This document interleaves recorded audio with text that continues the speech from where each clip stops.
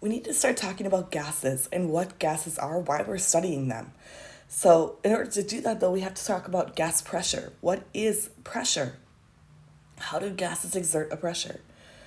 We should know the following conversion factors.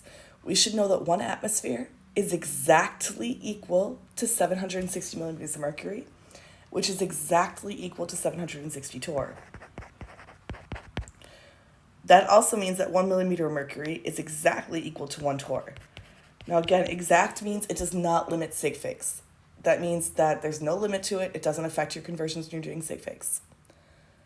We should have you should know your temperature conversion to Kelvin. If you don't know that by now, you're going to have a hard time in this chapter because we're going to be converting to Kelvin constantly. And we're going to need temperature for the calculations. You need to understand how barometers and manometers work. That's how we measure pressure. And you need to know what STP means. STP stands for standard temperature and pressure.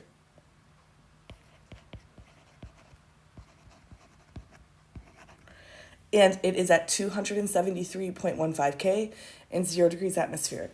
Most often, you will hear us say STP, 0 degrees C, 1 atmosphere. But you have to know that you are converting that to Kelvin all the time. So, just general overview. Why are we even caring? Why do we study gases? The reason we're going to study gases in chemistry is that this is the one way that we can actually observe the properties of the materials we're looking at a molecular level. Gases are the time we talk about how gases have no fixed shape, no fixed volume. But that's because gases, when something is in the gas phase, it is at such a high energy that it's not associating with the other particles of itself in its mixture, or the least amount of association. We're going to talk more about this in modules 12, but the reason solids have a fixed shape, fixed volume is because of interactions of the molecules with one another. The reason liquids have a fixed volume, no fixed shape, is they have more energy than a solid, they can move around more, but they're still interacting with one another. In a gas phase, that is the highest temperature a molecule can have. It has the most energy. And so if it's ever going to behave as a single particle, it's going to do so in the gas phase. We want to know what's happening at the molecular level, but in order to do that, we need to be able to see what the molecule is doing. And if we can see the molecule behaving, especially by itself, that's the best way to do it. So things that we need to think about. Why does the pressure of a gas increase when compressed? If I take a gas and I push it together, why is the pressure increasing?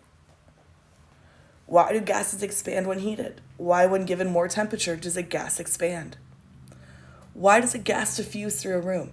If I spray perfume or an air freshener right in front of me, why do students, if I do that in the front of the lecture hall and let it disperse through the room, why is it dispersing? Why does the scent not just stay exactly where I'm at? Why does it travel 5 feet, 10 feet, etc. away? Why do gases not have a fixed shape or a fixed volume? So let's talk about pressure. There are 4 variables that completely describe the state of any gas: your pressure, your temperature, your volume, and your number of moles. So again, pressure, capital P, temperature, capital T, volume, capital V, number of moles, lowercase n. The definition of pressure is the force applied over an area. And so what I want you to think about is you've got some surface you're looking at, okay? And you are going to apply some kind of pressure to it. Let's say this is like a diamond tip that I'm applying to the system. It's right here where the pressure here is being applied. That's pressure. How much pressure is that putting on my system? It's the force over the area. How much force is it pushing compared to the area that it's touching? The SI unit of force is a Newton. The SI unit of area is a meter squared. So 1 Pascal is how we measure this. A Pascal is the SI unit for pressure. Pascal is 1 Newton over a meter squared. A Pascal is a very, very small unit, so we don't often use Pascal when we're doing the calculations ourselves, because Pascal is so small. 1 atmosphere is 101,325 pascals, or 101.325 kilopascals.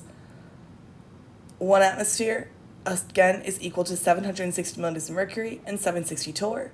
And then from that, we can delve 1 millimeter of mercury is equal to 1 torr. I know these things don't mean much to you, but for reference, where we live here in North Texas, our atmospheric pressure is usually around, 745, 750 millimeters of mercury in a day. So that's a reference point for you guys. We're just below 1 atmosphere of pressure in our normal barometric pressure here in North Texas. You are responsible for all of these, though. You do have to be able to interconvert between these. So the gas phase.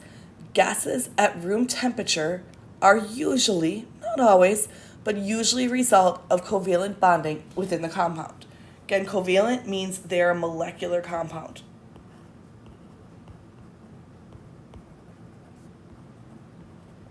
They are sharing electrons. If I have a gas at room temperature, it's most likely a molecular compound. They have no definite shape, no definite volume. They take on the shape and volume of the container they're in. They are the result of simultaneous collisions of billions of gas particles with an object. That is your force per unit area. It is the collisions of those gas particles with the container they're in that is causing pressure. A vacuum, if you had a vacuum, is the absence of these collisions. So sometimes people talk about putting things under a vacuum. That's taking away the ability of those collisions. Atmospheric pressure, so like the pressure we live in, the barometric pressure we talk about, we live at the bottom of an ocean of air. Higher up on the mountain, the pressure is lower. Deep down in a valley, the pressure is higher. That's why when people train, like people that don't live at elevated climates, when they train to like climb a mountain or do a high elevation hiking, they have a hard time breathing because their bodies aren't used to the lack of oxygen at that level. But again, pressure itself is due to the collisions.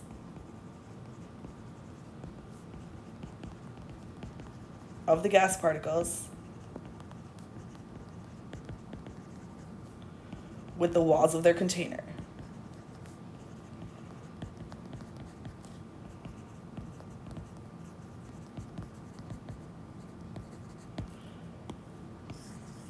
It's not the gas particles bouncing off one another, it's the gas particles colliding with the container that's causing pressure because it's that force per unit area. Standard temperature and pressure, again, standard temperature, 0 degrees C. Standard pressure, 1 atmosphere. That is exact one. So 1.0 repeating forever, however many sig figs you need. 0, same thing, however many sig figs you need. Standard pressure is the pressure at sea level. We have to have a standard, that's what we're using. And again, you need to know these conversions. 101.325 kilopascals, 1 atmosphere, 760 milliliters of mercury, 1 torr, 14.7 psi. This is the first time we've seen psi, but this conversion you need as well. And standard temperature to 73.15 degrees or Kelvin, which we often will say 0 degrees C, but we mean convert to Kelvin. All of these are equal to each other. These are all the same thing. These are all standard pressure. How do we measure pressure? We can measure it with a barometer. And so manometer is a device we can use to measure the pressure of a certain gas. And I'll show that and talk about that in a sec. But a barometer is how we actually measure the atmospheric pressure around us. What we have here is a large well that has mercury in it. We use mercury because mercury is a liquid at room temperature, but it's a very dense liquid because it is a metal. And we see here we have this tube that's also filled with mercury. And so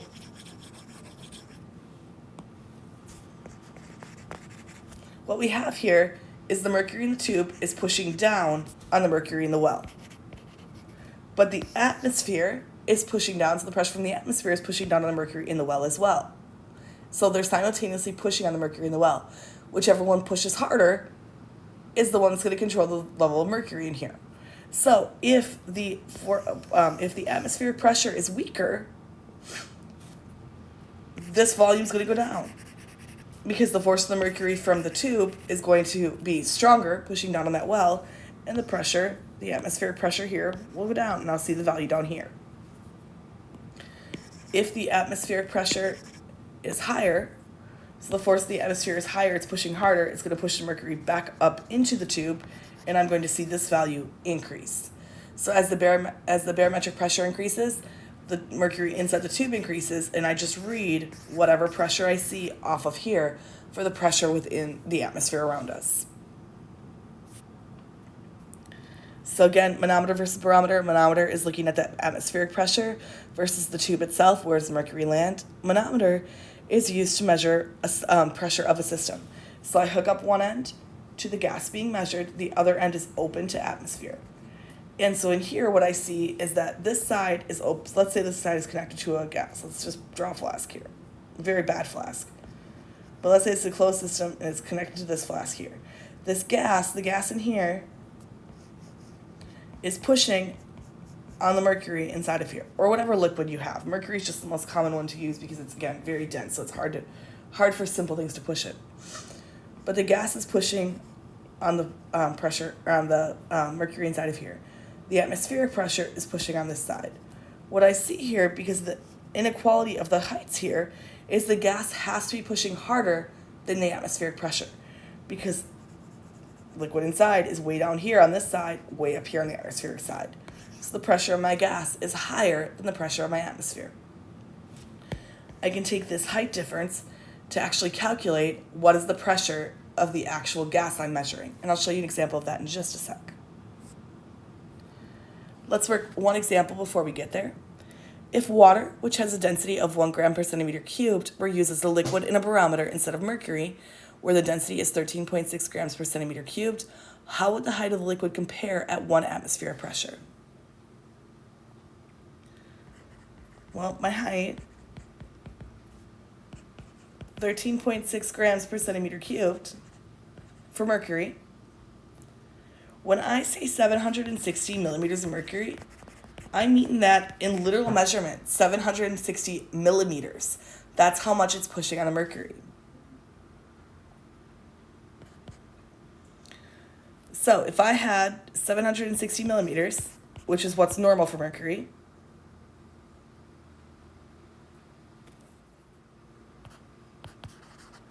what I mean here, by the way, is why 760 is, again, that would be at 1 atmosphere pressure. So that's what we're normally using. And so I'm not worried so much about my units canceling here. I just mean that the tube itself, like the barometer that's set up with the tube inside, is set so like the highest is, it's not 1 millimeter, it's 760 millimeters tall to be able to set for the mercury. So like you've got, you're very bad drawing here. You've got your tube here.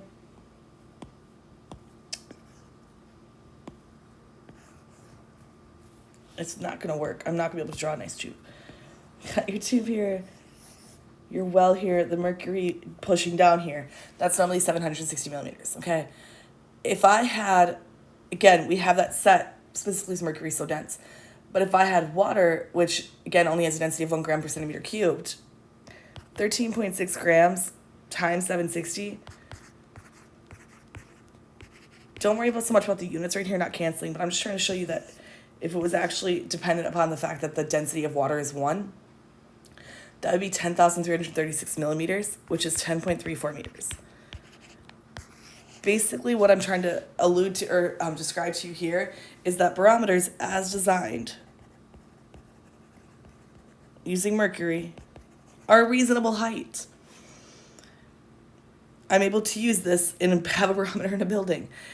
If I used water instead, because the density of water is only 1 gram per centimeter cubed as compared to mercury, if I used water instead, I would have to have a barometer that's 10.3 meters high. That just makes things difficult in a room. Like, I can't use water. Its density is not high enough. So I'm using mercury because it's a lot more dense, so it takes a lot more pressure to push on it and actually move it. 760 millimeters, a lot more reasonable of a distance to move. I can have that on, can easily have something like that in a room. That's, 0.76 meters for a system compared to 10.3 meters. It's not just 0.76 meters. It's a little bigger than that. You want some, you have a little bit more built into it, but that's a reasonable height. And before you all come ask me, no, I don't expect you to do that calculation specifically. This is just to show you why we're using mercury. This is fair game. What is the pressure in a container of gas connected to a mercury-filled open-end manometer if the level in the arm open to the atmosphere is 15.2 centimeters lower than the arm connected to the container, and if the atmospheric pressure is 765 millimeters of mercury? Draw a picture.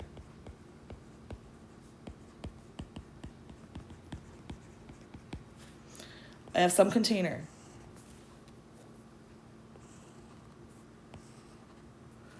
It is connected to a manometer that is open on one end. So this is atmosphere out here. On this side is where my gas is pushing. It tells me that the level in the arm open to atmosphere is 15.2 centimeters lower than the arm connected to the container. So it has some liquid inside that's moving around. But the height difference here is 15.2 centimeters, and this side is lower. The fact that it's lower on the atmospheric side is telling me that the atmosphere is pushing harder.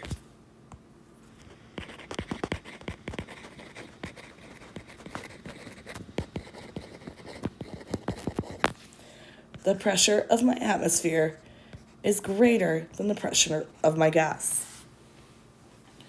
So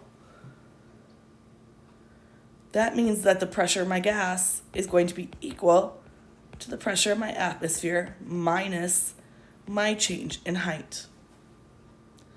Because I'm looking again at the distance. When I'm looking at millimeters of mercury, that is a distance of how much has traveled. I can compare that to the height. My pressure of my gas, 765 millimeters of mercury, minus, the difference is 15.2 centimeters. I need the same units here. So 152 millimeters. I'm just converting to millimeters of mercury is a common measurement we use for pressure. And I get 613 millimeters of mercury. So the pressure of my gas is 613 millimeters of mercury. It's less than the pressure of the atmosphere. That's why the atmosphere is able to push the liquid level inside the manometer lower than where the gas is pushing it.